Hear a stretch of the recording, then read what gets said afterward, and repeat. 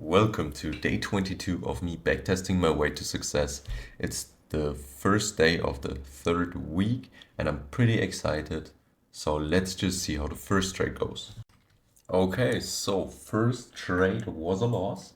The reason why I entered were 3 hour value gap to the downside, 3 hour order block to the downside, 2 hour order block to the downside, sweep of liquidity from this area. Yeah, sweep of liquidity from this area. And then I scaled into the 5 minute or 15 minute, I think, to look for a break of structure. And right here, right here, there was the break of structure for sure.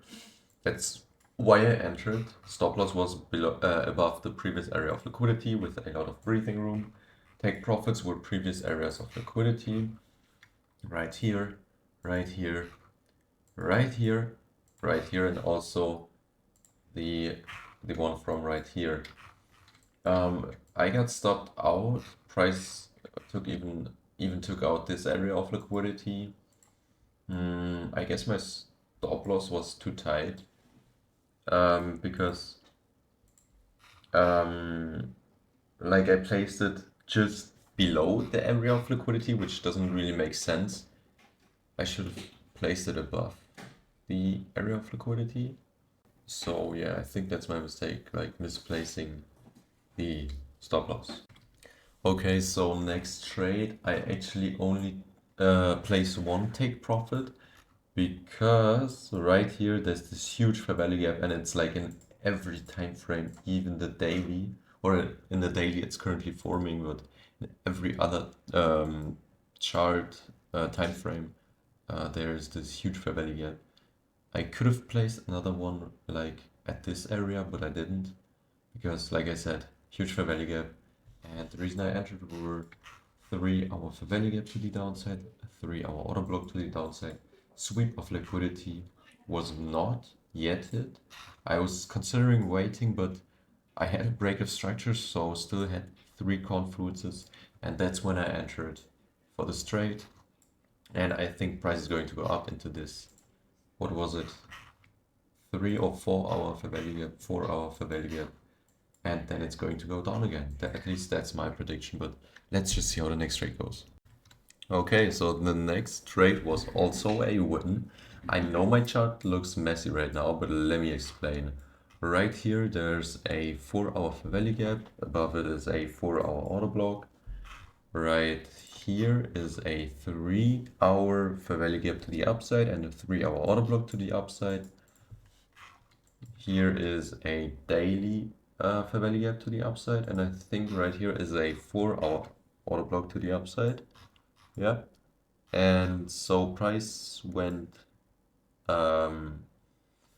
into this daily fair value gap, into this order block, broke structure.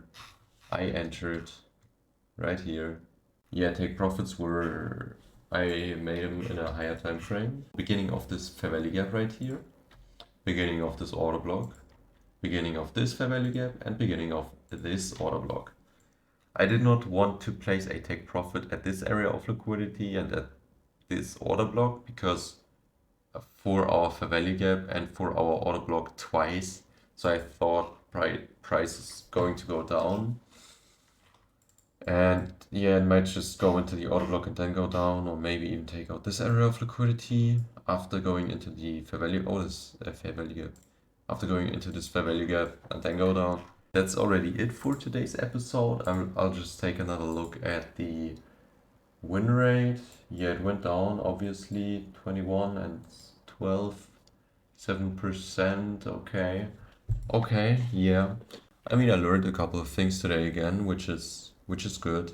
I should not look too much at the win rate, because I'm still here backtesting to get experience and not to have a high win rate right there but with many. I still learned a lot of things and I shouldn't look too much on the win rate.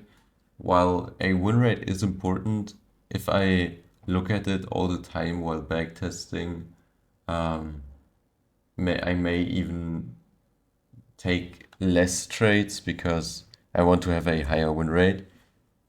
And so that kind of negates the whole thing, the whole reason why I'm backtesting.